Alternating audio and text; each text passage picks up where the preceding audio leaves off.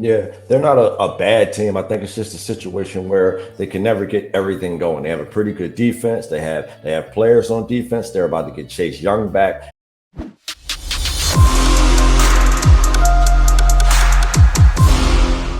Harris will check in with the Commanders beat. But right now it's 10:30 a.m. on a Wednesday, and that means who's got the herb? Our usual guest, Glenn Erby, Eagles Newswire USA Today, joining us here on the Football Playbook. Glenn, what's happening? How are you? Good morning, Rick. How you doing? Doing good, man. It's another undefeated Wednesday. The Eagles are soaring high, 8-0. We talked about it earlier in the season that Carson Wentz might not be the quarterback when we see them on the come around. Now, Yeah. it happened because of injury. Some could argue the performance, we might not see Carson Wentz again this year. This is an organization, man, with a kind of black cloud over it between Daniel Snyder, the quarterback situation. What do you make of this Commanders organization who got to give Ron Rivera a little bit of credit, I guess, through it all? He's kind of got this team, as they like to say, in the hunt, 4-5. They're not out of it. A big win this weekend could really keep them alive. Yeah, they're not a bad team. I think it's just a situation where they can never get everything going. They have a pretty good defense. They have players on defense. They're about to get Chase Young back. They have pretty good players on at the wide receiver position, running back, but they need to shore up the offensive line, and they need to figure out what they're going to do at the quarterback position going forward over the next few years. But like you said, it definitely won't be Carson Wentz. I wouldn't be shocked if he didn't play again this year. And from that point, you can go with Heineke, and then down the stretch, if things don't improve, see what you have in Sam Howell. That way, you can figure out what you're going to do in the draft. But I think they're a few parts away. I think that the getting rid of the owner, changing things like that will help. But I think it's just a situation where some teams, some franchises are just dreadful no matter what you do. Yeah, and that offensive line needs a lot of work there in Washington. Now, Heineke, I mean, I noticed a different vibe even last year and this year when he's in the game. The teammates seem to gravitate towards this guy. He just seems like a guy who rallies the troops.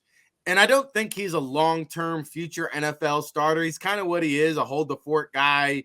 You don't really want to throw him in there for more than a 3 or 4 game stretch because he is going to get you hurt. It's going to be good for at least 1 turnover a game, maybe 2, but I watched that Commanders-Vikings game, Glenn. They deserved to win it. They were pretty much winning the entire game until the final drive. And, the Vikings, say what you want. Their record says they're pretty good. They've got this interior pass rush. Jonathan Allen, Daron Payne. Correct. I mean, I'm surprised. I'm a little bit surprised the Eagles are favored by 11 points here. I think that's just, what we just talked about in terms of the offensive inefficiency and things like that. I'm shocked that Heineke has such a rapport that he does with Terry McLaurin. And I thought Carson Wentz would have a better rapport with them as well. But I think they rally around him because, he'll push the ball down the field. He's a gamer. He's definitely going to make his mistake, but he's also going to try your defense as well. So I think from a defensive standpoint, it'll be on us to run the ball, be physical with those guys up front. But I think Daron Payne has just as many sacks as Hargrave does. They could get Chase Young back. So it's a pretty solid defense. I think if they can get the offense going around, you can start talking about them maybe returning to the playoffs or being an impact team. But on defense, they're solid. They're pretty solid. No doubt about it. Talking to Glenn Erby, Eagles Newswire USA Today. Make sure you check them out at Eagles Wire. I saw Fred Johnson signed to the practice squad, an offensive tackle. In a corresponding move, Andre Chicheri elevated to the active roster. Where did this roster spot come from? I don't know. Maybe I didn't see them did they have to cut somebody to promote Chicheri, or how did that work? No, there was already an open roster spot because you had a player on injured reserve and he had already been elevated 3 times. So I think from a standpoint, you have a guy who's really good on special teams. So you sign him for that purpose. You also sign him because Kayvon Wallace simply isn't giving that much as a backup safety. So if you have CJ Gardner go down or something of that such, you can put him in as well. So I think from a depth standpoint and what he does on special teams, you needed to sign him. Good point. Let me ask you this then. Jonathan Abram, former first-round pick, got released by the Las Vegas Raiders. So Avonte Maddox is another guy banged up. Chauncey Gardner-Johnson has played that nickelback role with the Saints. Does it make sense to kick the tires on Abrams and maybe slide CGJ over to the slot for a game or two if need be? What are your thoughts there? For sure. I think we're in agreement. I wrote about that yesterday. I mean, I think he was having a down season from a tackling standpoint, but in terms of a in the box downhill tackler, he'd be your third safety, so you wouldn't have to worry about him starting. And at that point, he'd be an upgrade over Wallace and the rookie Reed Blankenship. So if you can get a claim on him off of waivers, I think you try it. He's due, I think, $1 million for the rest of the season. So from that standpoint, we have the money. Again, you allow more versatility in the secondary. You allow guys to be able to move around. And he's a physical safety. Now, we just talked about, how some franchises just don't have any luck. So I think it would be a situation where if you bring him in here, just like you did with CJ Gardner-Johnson, you change the scenery around. Maybe he gets back to being the guy out of Mississippi State who averaged 100-plus tackles over the past 2 years.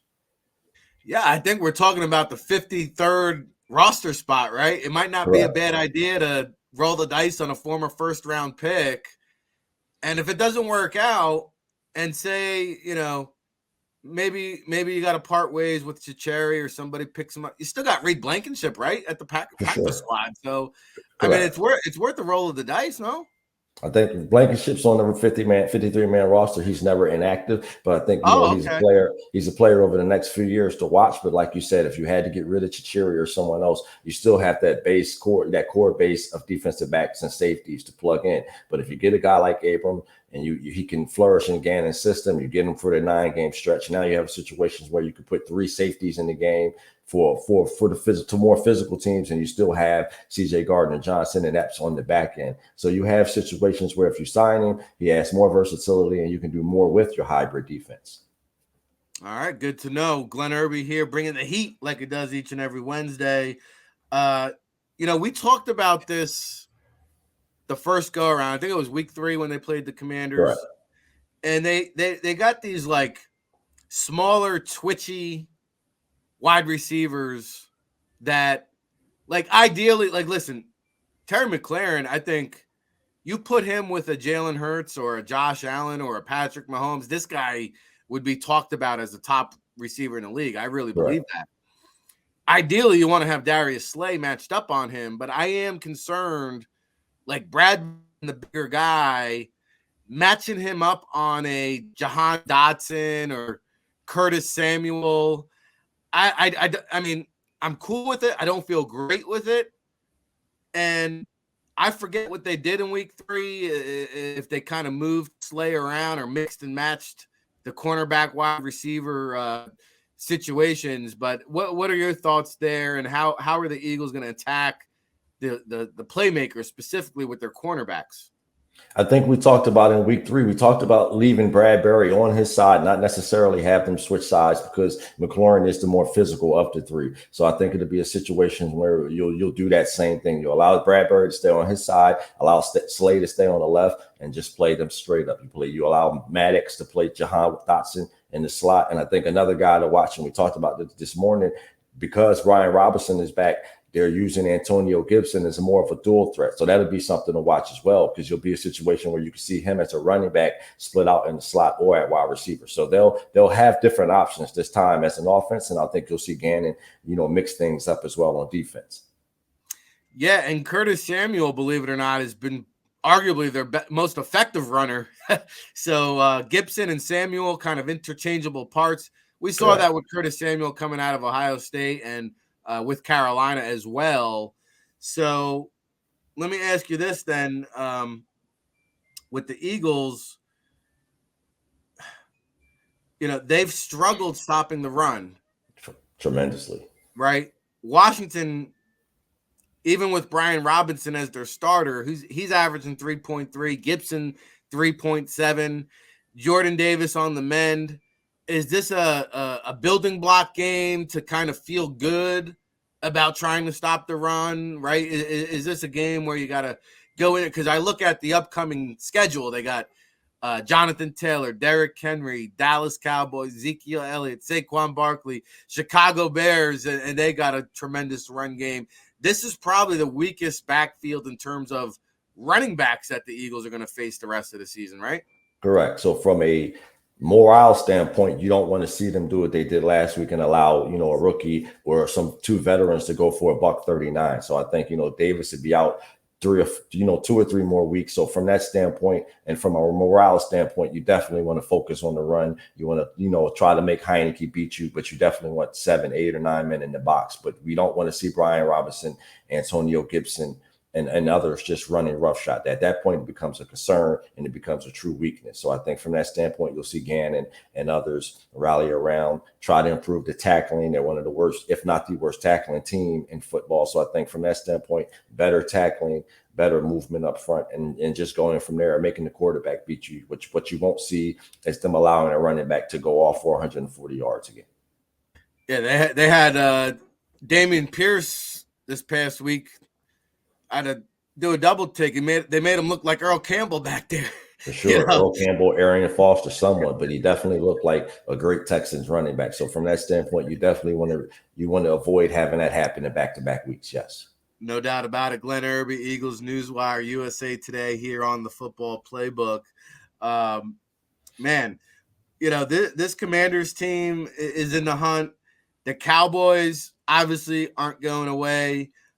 Jerry Jones mentioned, that star might look pretty good on Odell Beckham's helmet there. Correct.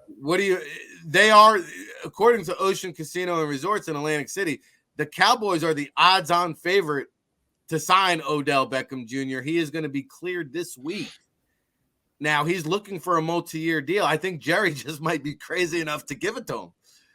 I think from the standpoint of being able to hit the ground running, get targets from a solid quarterback. I've heard some things about him wanting to play in warmer weather. It makes sense. I know they play on that turf, and he has had 2 ACL tears, so he may not want to go that route. He may want to go the route of playing for a team that has grass. But from the standpoint of being a number 1 or 2 target, getting those targets and then getting quality targets from a quarterback like Dak Prescott, that makes perfect sense going forward, especially if he can come in, produce over the stretch run, maybe, sign him to a 1-year deal with the conversation being about if he produces, you sign him to another year or you do what you do in free agency. But from the standpoint of him being able to get the ball, hit the ball running, that's probably the best fit for him.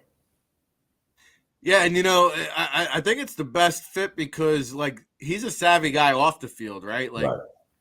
He's got his eye or the back of his mind is on his post-playing career. God forbid he helps bring a chip to Big D.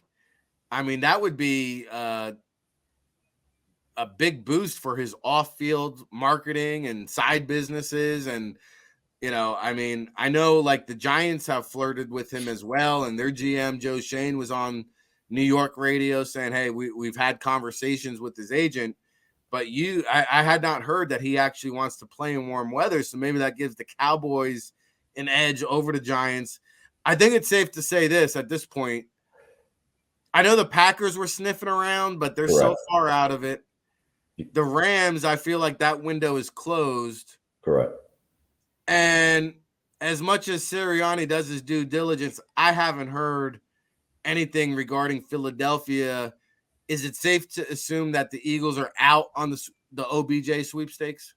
I would say so. I think from the standpoint of what you see now, you have their 2 top targets, and then you have Goddard as their 3rd. So from the standpoint of him wanting targets and wanting the ball, that would probably be a difficult goal. And you don't want a situation where, Jalen Hurts has the love of the locker room. You don't necessarily want a guy coming in who's going to complain about targets.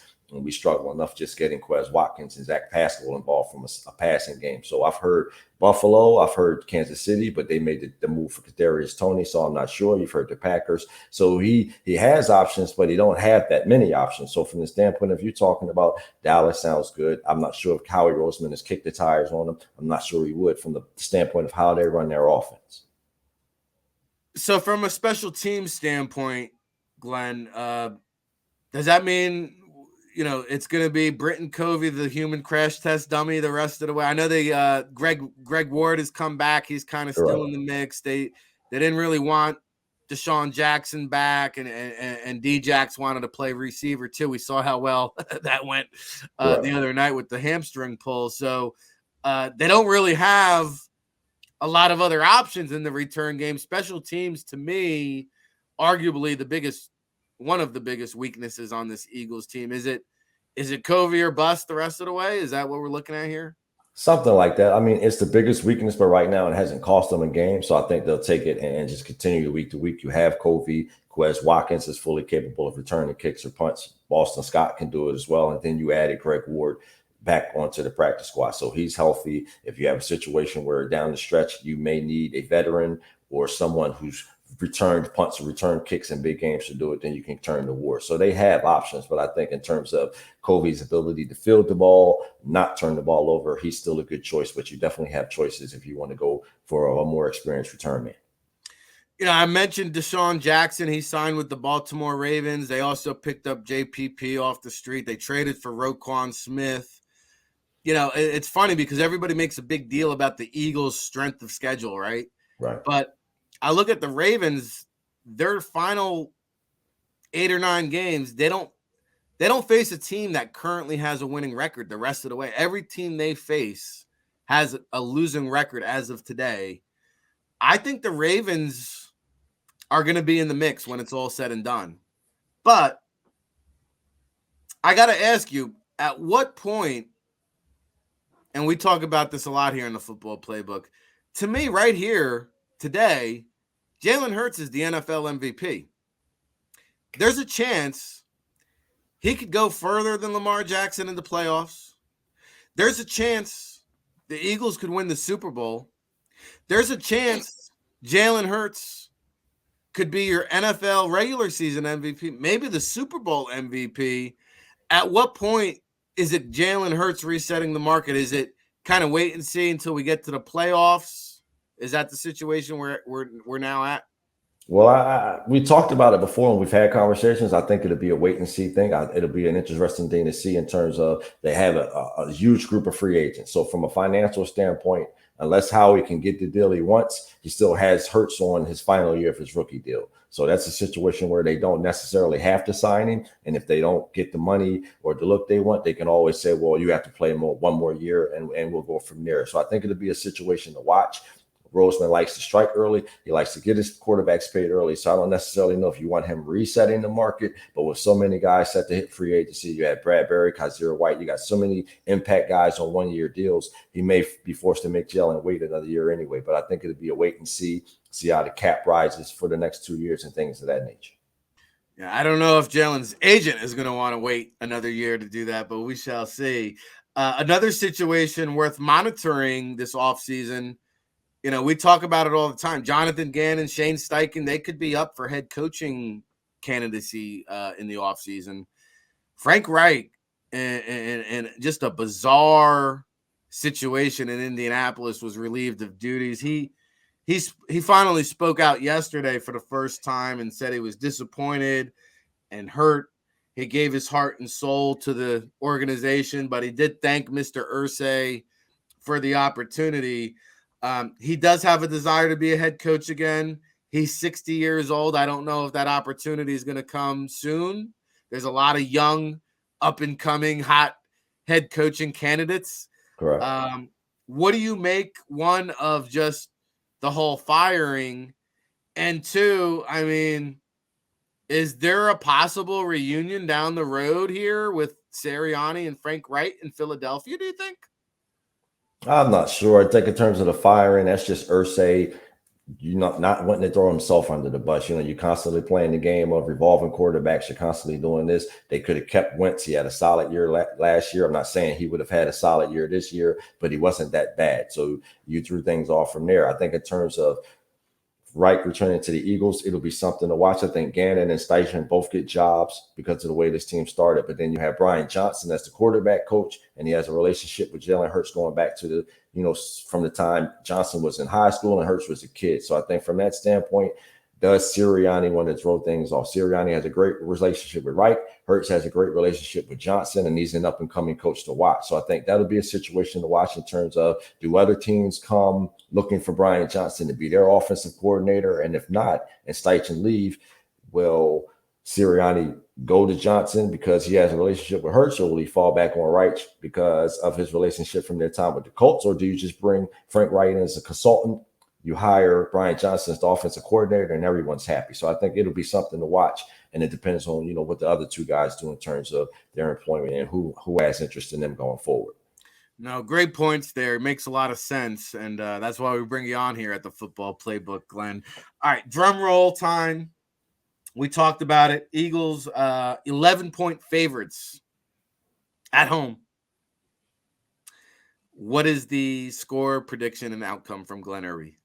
It's hard to go undefeated. It's hard to win. The mini bye, the 10 days rest since Thursday night allows this team to be rested. The Commanders are playing well. Like I said, they could get Chase Young back. So I think from a defensive standpoint, you'll see a battle on both sides. I don't think it'll be a blowout. I'm not even sure they cover, but I think they stay undefeated. I have it 21-17. Okay, I could see it. Follow up with that then. I have it being a November to remember for Philadelphia. I don't think they get challenged at all this month. Correct. Next month is the gauntlet. Where is the next litmus test? Is it Tennessee? Is it the Giants? Who is the next big kind of litmus test for the Philadelphia Eagles, do you think?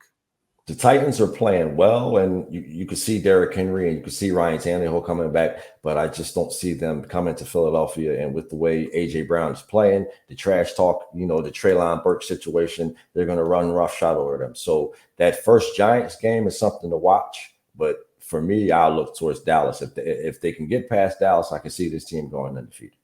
Wow. Okay.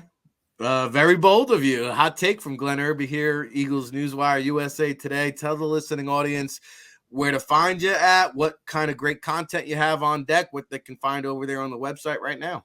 Appreciate you, Rick. Just talking Eagles, Commanders, looking ahead to next week, looking ahead to the Colts, Titans, all the big games coming up. You can find our work at theeagleswire.usatoday.com, my work at the Cover 2 NFL on Twitter, and we're just talking Eagles. Yeah, man, that's what we do here on the Football Playbook. Always appreciate the time. We'll pop you back up next week. We'll check in, hopefully, on another undefeated Wednesday as we march closer to an undefeated season. The words of Glenn Erby here on the Football Playbook. Have a great one.